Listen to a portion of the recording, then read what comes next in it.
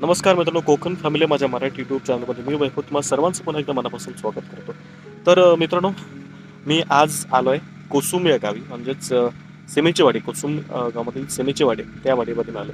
कारण याच कोसुमच्या सेमेच्या वाडीमध्ये हे माझी सासऱ्यांचं माझं घर आहे, म्हणजे सासऱ्याकडे आलो. आणि आज काल आलो खरं तर, आणि आज हा आपला व्हिडिओ बनवू सकाळी. आणि सर्वकडे तुम्हाला माहिती आहे, आता पावसाचे दिवस आहेत. कोकणामध्ये आता लावणीचे सीझन चालू आहे झालं. खूप आजूबाजूला सर्व काही ट्रॅक्टर आहेत, काही बैल शेती, जे पारंपरिक आपली बैल शेती ते सुद्धा करतात. आमच्या सासऱ्यांचं सुद्धा पारंपरिक शेती पद्धतीने शेती आहे, कारण बैल शेती आहे. ट्रॅक्टर वगैरे त्यांना त्याची आवड नाही, आम्हाला बैल शेतीची आवड आहे. कारण पारंपरिक जी आमची शेती आहे त्याच्यामध्ये आम्हाला खूप आवड आहे. आणि म्हणून आजही त्यांनी बैल शेतीच करतात, बैल शेतीची जोडीने शेती करतात. खूप छान वाटतं, कारण आजही अशा इतक्या बदलत्या युगामध्ये आजही एक आवड, एक छंद म्हणून बैल शेतीचा वापर करून शेती केली जाते. आजूबाजूला अनेक जण पाहायला मिळतो ट्रॅक्टर आहे, पण अजून काही ठिकाणी अजून 4 ते 5 बैल शेती जोडी सुद्धा पाहायला मिळेल. खूप छान वाटलं, कारण त्या बदलत्या काळात सुद्धा आपली पारंपरिक शेती, बैल शेती ही केली जाते. अशी कोकणामध्ये शेती ही फार दुर्मिळ होत चालली. तर माझ्या तुम्ही मागे पाहू शकता, हा जो संपूर्ण जो भाग आहे, इथून पासून तुम्हाला जो शेवटच्या टोकापर्यंत दिसतो, आतमध्ये सुद्धा संपूर्ण भागामध्ये शेती आहे. अजूनही लोक शेती करतायत. तर भविष्यात लोकांना शेती कशी होती, काय होती, कोकणातल्या लोकांना माहीत सुद्धा नसेल, कारण काळ इतका बदलतोय. कारण फार शेती सोडण्याचं फार टक्का फार वाढले. कारण माझ्याच वाडीतलं उदाहरण पण, आमच्या वाडीत जवळजवळ आता 30 ते 40% लोक शेती करतात. कोकणामध्ये शेती कशी होती ही फार आता या युट्यूबवरतीच पाहायला लोकांना मिळेल, की कशी कोकणात लोक शेती करायची, पारंपरिक त्याने कशी करायची. आता ट्रॅक्टर सुद्धा घरामध्ये ती सुद्धा काही लोकांची बंद पडलेत, कारण आता माणसं नाहीत, परवडत नाही शेती. असे विविध कारणं आपल्या शेतीचे आहेत. शेती का परवडत नाही याची अनेक कारणं आहेत. तर मित्रांनो, असो आज आपण पाहणार आहोत की जुनी पारंपरिक पद्धतीने बैल जोडणी शेती करायला जायची. आज आपण याचा प्रत्यय आपल्याला घेणार आहोत.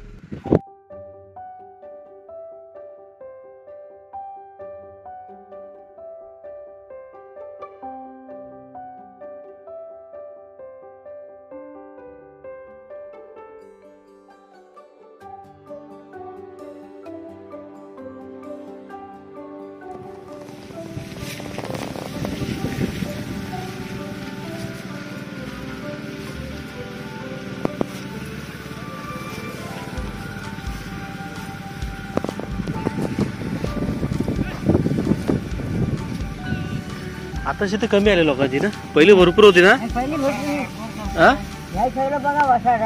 हे सगळं ना, काय लोकांना एवढी शेती सोडलं नाही तरी. होय, आता सगळे मुंबईत पालतात ना.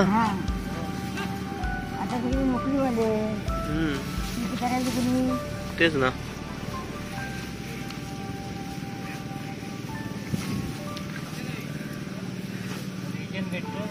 रेशन भेटतं, ते रेशन आता किती आता थोड्या दिवसांनी बंद होईल. त्याचे पैसे भेटतील, त्याचे पैसे भेटणार नंतर थोड्या दिवसांना. एवढ्या सारांना कुठं फुकट पुरवणार सर्वांना. होय,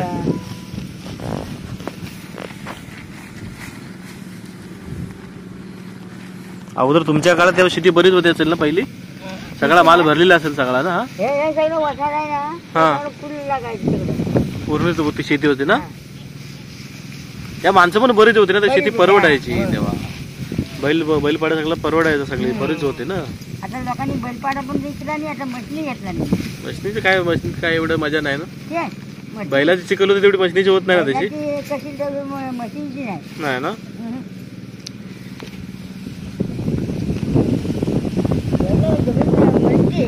बैलाची फिरते तेवढं फिरते. बैलाची जमीन नांगरी जास्त उकरते.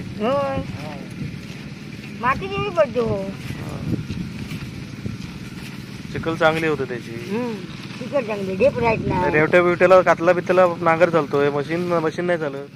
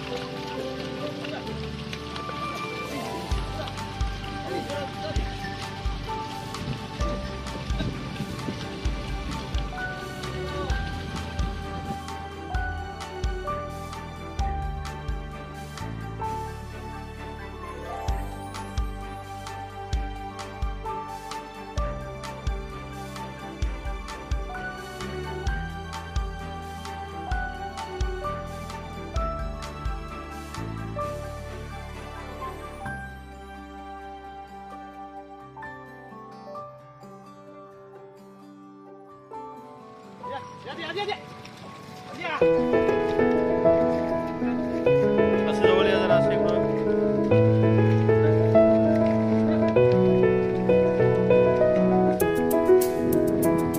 युरियाच मारतो ना.